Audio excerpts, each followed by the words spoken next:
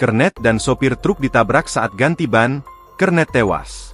Kecelakaan lalu lintas fatal terjadi di ruas tol Cisalak KM 44850, Kelurahan Bakti Jaya, Kecamatan Sukma Jaya, Kota Depok, Sabtu, 31 Januari 2026.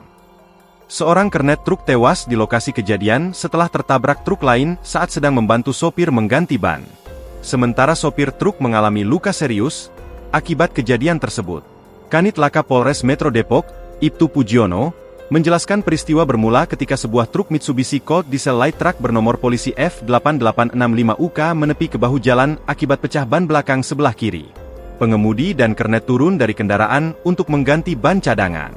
Saat itu pengemudi berdiri di sisi kiri mobil, ujar Pujiono, Minggu, 1 Februari 2026. Ketika kernet berada di bagian belakang tengah truk dan berusaha melepaskan ban cadangan, tiba-tiba sebuah truk Mitsubishi Colt Diesel lain bernomor polisi D8306UE melaju dari arah belakang dan menghantam korban.